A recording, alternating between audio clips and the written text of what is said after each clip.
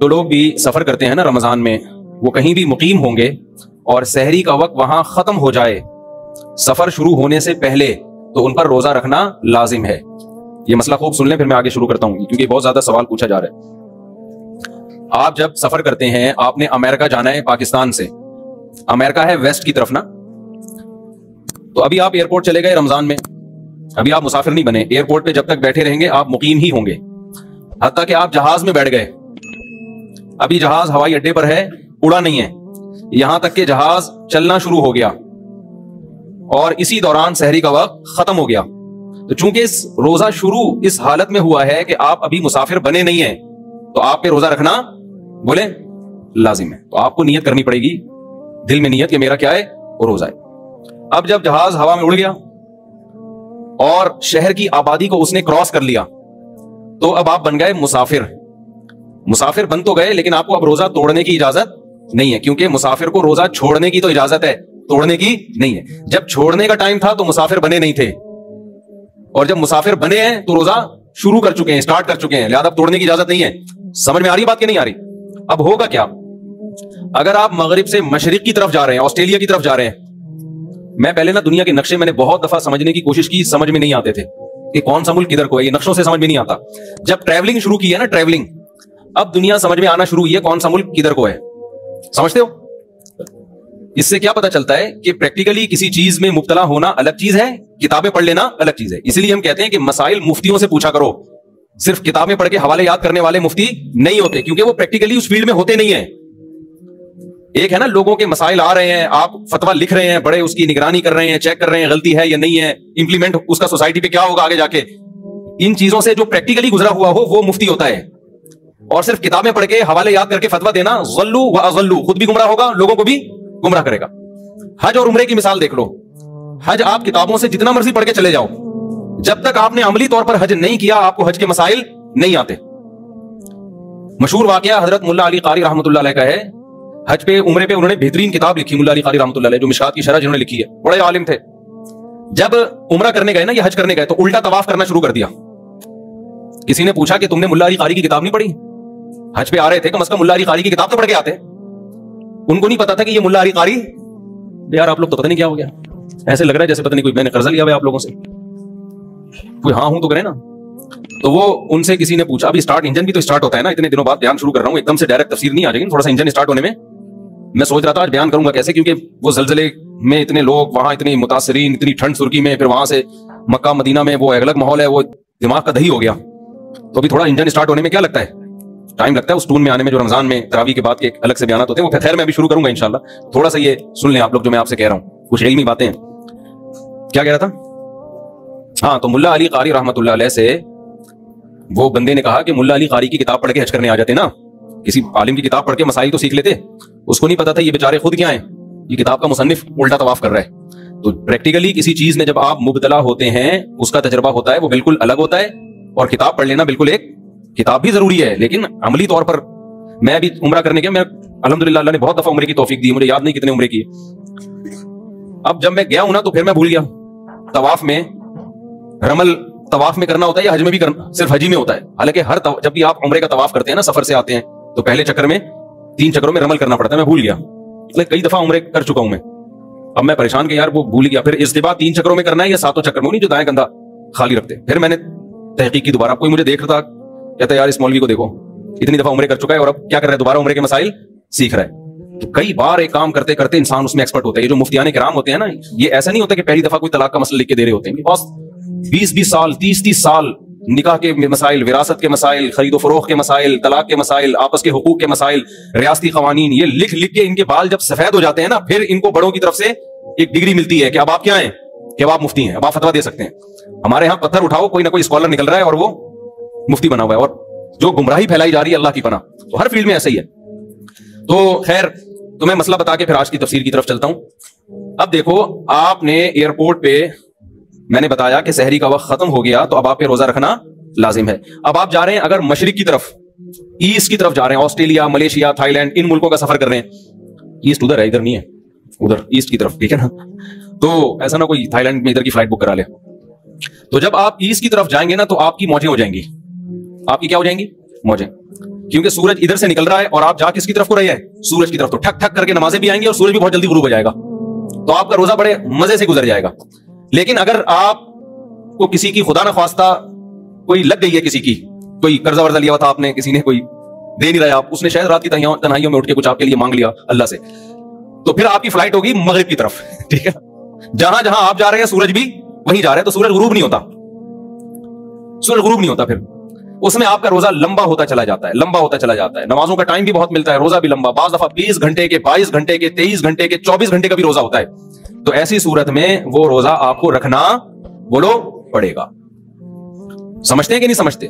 وہ توڑنے کی اجازت, ہاں توڑ دیا تو کفارہ نہیں ہے, اس میں توڑ دیا تو کفارہ نہیں ہے, گناہ بھی ہوگا, قضا بھی رکھنی پڑے گی, لیکن کفارہ اس لیے نہیں ہے کہ سفر ہے نا, تو کفارے کے لیے تو کوئی بھی ذرا سا شبہ بھی ہو کفارہ ساقط ہو جاتا ہے, تو توڑنا جائز نہیں ہے. ہاں 2 صورتوں میں توڑنا جائز ہے, موت کا خطرہ ہو جائے یا بیمار ہونے کا, بول لو نا کیا ہو گیا, جملہ کمپلیٹ کر لیں, موت کا خطرہ ہو جائے یا بیمار ہونے کا. بیمار ہونے کا مطلب یہ کہ کوئی پین تکلیف شروع, جیسے خالی پیٹ ہونے کی وجہ سے پیٹ میں پین شروع ہو گیا, درد شروع ہو گیا, یہ بھی ایک بیماری ہے.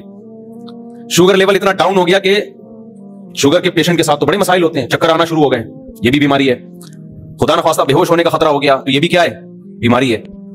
پھر رہ کیا گیا؟ رہ یہ گیا کہ بھوک اور پیاس برداشت نہیں ہو رہی, یہ بیماری نہیں ہے, یہ تو کسی بھی برداشت نہیں ہوتی. کبھی تو ہم کھاتے ہیں کہ بھوک برداشت نہیں ہوتی, تو بھوک اور پیاس جتنی بھی لگے روزے کی حالت میں اس کو برداشت کرنا آپ پر لازم ہے. اس بھوک اور پیاس کی شدت کی وجہ سے روزہ توڑنے کی اجازت نہیں ہے.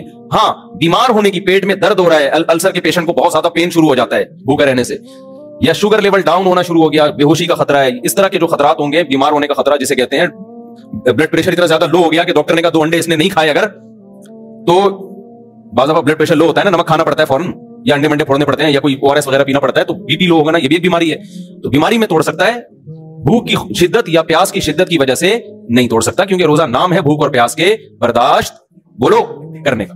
خوب سمجھ لو, بعض دفعہ ایسا بھی ہوتا ہے کہ آپ سحری میں پانی پینا بھول گئے اور پتہ چلا سحری کا وقت ختم ہو گیا, اوبے یار پانی تو پیا ہی نہیں, اوئے ہوئے ہوئے, ایسا ہوتا ہے. کوئی بات نہیں, اب گیا, ٹھیک ہے نا, یہ کوئی شرعی عذر نہیں ہے. اور کھایا بھی دیسی گھی تھا آپ نے, دیسی گھی سحری میں کھاؤ گے فوراً پیاس لگنا شروع ہو جاتی, تو اب جو بھی ہونا تھا وہ کیا ہو گیا, ہو گیا. اب پیاس بہت لگے گی, سارا دن کیسے گزاروں گا, اف ٹینشن میں, او بھائی اس کی بیس پہ آپ کو روزہ توڑنے کی اجازت بولو نہیں ہے. سحری میں آنکھ ہی نہیں کھلی. ہمارا ترکی میں کیا حال ہوا, آنسو نکلتے نکلتے رہ گئے, کیونکہ ترکی میں ایک تو شہر ہے استنبول, استنبول میں تو بڑے بڑے ہوٹل ہیں, وہاں آپ جاؤ ترکوں کی ڈشیں, گوشت ملتا ہے آپ کو کھانے میں, کچھ کسی حد تک روٹی بھی مل جاتی ہے, اگرچہ یہ والی روٹیاں نہیں, لیکن بہرحال روٹی ٹائپ کی چیزیں ہوتی ہیں, گزارا ہو جاتا ہے. لیکن ہم ترکی میں گئے تھے شام کے بارڈر کی طرف, وہاں ان کا جو کھانا تھا وہ کھانا ہوتا تھا 2 برگر فائبر والے نہیں ہوتے, جس میں فائبر چوکر, یہ جو بکریوں کو کھلاتے ہیں نا, ابے بغیر چھنا آٹا جس کو کہتے ہیں, وہ والا آٹا, اور وہ بھی گول گول پیڑے 2-3, جو بن نہیں ہوتا صبح بیکری سے جو ملتے ہیں بن, ایک تو وہ بن ہوتا ہے نا میدے کا, وہ میدے والا بن نہیں, عام بن, اور زیتون اور آملیٹ, اور اللہ آپ کا بھلا کرے, اس ٹائپ کی چیزیں بس سمجھ لیں. ہمیں چاہیے کھانا بھائی, ہمارے پیٹ میں جب روٹی کا بھاری نوالا جب تک نہ گرے ہمیں تسلی نہیں ہوتی. پھر چاول بھی ایسے عجیب سے چاول, وہ یہ چاول ہی نہیں ہے جو خوشبودار چاول ہوتے ہیں, عجیب سے, وہ یوں سمجھ, بچوں کو ہپا نہیں کھلاتی مائیں, ہپا کھا لو ہپا, وہ والے چاول. اب ہوا یہ کہ 1 دن آدمی کھائے, 2 دن کھائے, 3 دن کھائے, بھائی پیٹ میں آتے پریشان ہو گئی ہیں, اور پھر رمضان شروع ہونے والا ہے, کیسے گزارا ہوگا. اور میرے ساتھ تھے ہمارے ماشاءاللہ پٹھان سوات کے کوہاٹ کے, اس کو تو چاہیے کوئی بھاری بھرکم نوالا, ہمیں بھی ایسے ہی. اب کیا ہو رہا ہے کہ ہم نے 4 بجے وہی کھایا ان کا نا, وہ عجیب سا, بالکل وہ فائبر ہی تھا, بس وہ کولیسٹرول کم کرنے کے علاوہ کوئی کام نہیں کر رہا تھا. وہ 4 بجے کھایا, پھر رات کا کھانا ہم نے کھایا نہیں, ہم نے کہا صبح سحری میں ڈٹ کے کھائیں گے. 4 بجے کا بندہ کھایا ہوا, صبح جب سحری ہمارے پاس آئی ہے, پہلا روزہ ترکی میں تھا, پھر ہم وہاں حرم چلے گیا تھا, تو جب سحری ہمارے پاس آئی ہے تو وہی 2-3 ڈیزائن رکھے ہوئے تھے ہمارے سامنے, یہ زیتون ہے, یہ شہد لے لیں آپ, یہ پنیر لے لیں, بھائی کھانا دو ہے, اللہ کے بندو کیا چاہیے, حالت خراب ہو رہی ہے یار. پھر چلنا, سردی اتنی شدید, سردی میں تو ایسی بھوک لگتی ہے, پھر سارا دن کا روزہ رکھ کے کام کیسے ہوگا.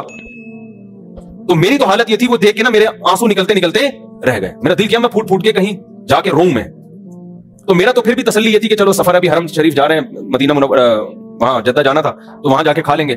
لیکن ان ساتھیوں پہ بہت ترس آیا, تو وہ میں نے پھر حرم میں 3-4 دن گزارے, وہ وہاں سے مجھے نا افطاری اور سحری کی تصویریں بنا کے بھیجتے رہے, مفتی صاحب افطاری میں یہ ہے, سحری میں یہ. بڑی ہمت ان ساتھیوں کی, ابھی بھی وہیں پر ہیں, اللہ تعالیٰ ان کو جزائے خیر دے.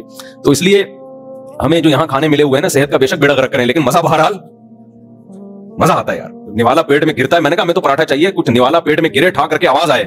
یہ جو ہم عجیب سی چیزیں کھا رہے ہیں, چوکر فائبر منہ میں جا کے غائب ہو جاتا ہے, وہ شہد گرے گا پیٹ میں کیا پتا چلے گا, शहद भी अगर है तो रोटी से ना, शहद की बात नहीं कर रहा, हो सकता है डॉक्टर सारे वहां पहुंच जाए तुर्की के, यार इतनी अच्छी बेहतरीन हमें फीड मिल रही है वहां पे और बेहतरीन हमें खुराक मिल रही है, लेकिन वो पेट में निवाला जो है ना बड़ा मसला हो रहा था, कहां से कहां। तो मैं उस पर कह रहा था, अब मैं वहां जाके ये कहता कि यार चूंकि हमारे मतलब की सहरी नहीं है और रात शाम 4 बजे खाना खाया हुआ है तो हम रोजा छोड़ दें, सफर की बेस पे छोड़ने की तो इजाजत थी, इस बेस पे नहीं छोड़ सकते कि हमें सहरी क्या मिल रही है, हमारी मर्जी की नहीं मिल रही। तो आपकी सहरी में आंख खुले या ना खुले आपको रोजा रखना पड़ेगा। अल्लाह ने रोजे की छूट सिर्फ 2 लोगों को दी है, एक बीमार लोगों को और एक मुसाफिर लोगों को। ये अहम मसला था, मौजू से हटके था, लेकिन बयान करना बहुत जरूरी था क्योंकि मैं देख रहा हूं लोगों को, सोसाइटी को देख रहा हूं ना, आंख नहीं खुली तो रोजा छोड़ दो, पानी पीना भूल गए तो रोजा छोड़ दो। भाई ये गुजारना पड़ेगा आपको, अल्लाह ने आपको इजाजत नहीं दी है, जो मर्जी हो, फर्ज है, रुकन है इस्लाम का, वरना आखिरत में तबीयत से फेंटी लगेगी। अल्लाह के दीन में याद रखो लचक नहीं है, आसानी बहुत है, लचक नहीं है। जो आसानी अल्लाह ने देनी थी वो दे दी है, अपनी तरफ से मजीद आसानियां आपको पैदा करने की इजाजत नहीं है। अक्सर लोग ये बात कहते हैं अल्लाह गफूर रहीम है, अल्लाह माफ कर देगा, ये बहुत खतरनाक जुमला है। आप खुदा की नाफरमानी कर रहे हो और ये कह रहे हो कि अल्लाह क्या है, गफूर रहीम है। ये बहुत, देखो अल्लाह जब गुनाह की बात करता है ना कि गुनाह मत करो, तो जहन्नम की वईदें सुना के डराता है, वहां ये नहीं कहता कि मैं गफूर रहीम हूं। खूब समझ लें, ये जो आज हमने सूरह आराफ पढ़ी है, इसमें जो पैगंबरों के वाकयात आए तो कहीं भी नहीं है कि पैगंबरों ने कौम को जाके समझाया हो कि देखो तुम अल्लाह की नाफरमानी छोड़ दो, नहीं छोड़ते तो कोई बात नहीं, अल्लाह बहुत गफूर और रहीम है। ये कहीं भी नहीं है। कई वाकयात पढ़े, मैं इंशाल्लाह भी पढ़ता हूं उसको, कहीं भी नहीं। हर पैगंबर ने कहा इन्नी अखाफु अलैकुम अज़ाब यौमिन अज़ीम, तुमने गुनाह नहीं छोड़ा, हमें डर है कि बहुत बड़ा अजाब ना तुम्हारे ऊपर आ जाए। लूत अलैहिस्सलाम की कौम का वाकया भी आया आज कि तुम ऐसे जुर्म करते हो, तुम लड़कों से बदफेली करते हो, हमें डर है, मुझे डर है कि अल्लाह तुम पर आसमान से कोई अजाब नाजिल न कर दे। तो कौम ने क्या जवाब में कहा है? कौम ने जवाब में क्या कहा कि भाई ले आओ अल्लाह का अजाब। वो कह रहे हैं तौबा इस्तिगफार करो, छोड़ो इस जुर्म को, अजाब आएगा। कौम जवाब में क्या कह रही है कि भाई आप बहुत पाक दामन हो, आप इलाका छोड़ के चले जाओ। तो जवाब में लूत अलैहिस्सलाम ने ये नहीं कहा कि नहीं अजाब नहीं आएगा, अल्लाह क्या है, बहुत गफूर और रहीम है। हमारे साथ मसला ये है कि जो चीज जहां की होती है हम वहां नहीं फिट कर रहे होते उसको। देखो ये रमजान है ना, इसमें पक्का अजम करो, कुरान अलहम से लेके वन्नास तक एक ही बात करता है, अपना अकीदा दुरुस्त कर लो और अपना अमल दुरुस्त कर लो और अल्लाह की तरफ आ जाओ। ये इबादतें हमें क्यों दी गई हैं, रोजा हमें क्यों दिया गया, तरावी क्यों दी गई है, ताकि हमारे दिल में अल्लाह की मोहब्बत पैदा हो जाए और हम अल्लाह की नाफरमानी को छोड़ दें। जितनी डिस्कशन पैगंबरों की कौमों के साथ हुई है वो सारी आज के हालात में मुंतबिक होती है। वो समझा रहे हैं गुनाह छोड़ो, गुनाह छोड़ो, गुनाह छोड़ो, वरना अजाब आएगा, अजाब आएगा, अजाब आएगा। और आज आप देखो जब किसी से बात करो गुनाह छोड़ो अजाब आएगा, कहेगा भाई अल्लाह गफूर रहीम, अल्लाह माफ करने वाला, तू कौन होता है? फौरन जवाब में क्या कहेगा? तू कौन होता है भाई बात करने वाला? अल्लाह है, मैं जानू, अल्लाह जाने, तू कौन होता है? बहुत खतरनाक जुमला है, बहुत डेंजरस जुमला है, डरना चाहिए ऐसे मौके पे। तो अल्लाह ने जो कहा ना कि मैं गफूर रहीम हूं, किन लोगों के लिए कहा? वमन यअमल सूअन औ यज़लिम नफ्सहु, कुरान कहता है जो भी गुनाह कर बैठेगा या और किसी तरह से अपनी जान पे जुल्म कर बैठेगा, सुम्मा यस्तगफिरिल्लाह, अब उसको ख्याल आ गया कि मैंने गलत किया है। अब उसको ख्याल हो गया, क्या हुआ? बोले ना मैंने गलत किया, मुझसे मिस्टेक हो गई है, भाई ये तो इसकी सजा क्या है? जहन्नम की आग। ये ख्याल नहीं है कि कोई बात नहीं, अल्लाह तो गफूर रहीम है, चलो यार चलता है, अभी थोड़ा डिले कर देते हैं, अभी तो जवान है, जब बुढ़ापे में तो वैसे ही सब कुछ छूट जाता है। जब मुंह में दांत ही नहीं रहेंगे तो सूद छोड़ देंगे खाने के लिए मुंह में दांत? अरे सूद खाने के लिए भी तो मुंह में दांत होने चाहिए ना, हराम खाने के लिए मुंह में दांत होने चाहिए। तो जब बूढ़े हो जाएंगे तो मुंह में दांत रहेंगे ही नहीं, तो तौबा कर लेंगे हम। तो ये नहीं है। कुरान क्या कहता है? वमन यअमल सूअन औ यज़लिम नफ्सहु, जिसने भी अपनी जान पे जुल्म किया, सुम्मा यस्तगफिरिल्लाह, फिर उसको ख्याल हो गया यार ये मैं गलत ट्रैक पे जा रहा हूं। जिना का रास्ता सही रास्ता है या गलत रास्ता है बताओ? शराब का रास्ता सही रास्ता है या गलत रास्ता है? दाढ़ी कटाने का रास्ता सही है या दाढ़ी रखने का रास्ता सही है? जरा बोल दे मुझसे काइंडली। रखने का, यार अल्लाह के नबी का हुक्म है भाई। माँ बाप की नाफरमानी, उनके सामने बदकलामी का रास्ता सही है या माँ बाप के सामने सर झुकाना, उनके सामने उफ ना करना, ये रास्ता सही है? उनकी फरमाबरदारी वाला रास्ता है। औरत का अपने शौहर की नाफरमानी वाला रास्ता कि मेरे वही राइट है जो आपके, आप कौन होते हो मुझ पर ऊंची आवाज से बात करने वाले, मैं क्यों मानूं, मेरी अपनी लाइफ, आपकी अपनी लाइफ, ये वाला रास्ता सही है? या औरत कहे कि आप मेरे शौहर हैं, मेरे सर के ताज हैं, मैं आपके मातहत हूं, मैं आपकी फरमाबरदारी में इज्जत और फख्र महसूस करती हूं, ये वाला सही है? बताओ ना। खवातीन जो बयान सुन रही हैं काइंडली वो भी बोलें मुंह से।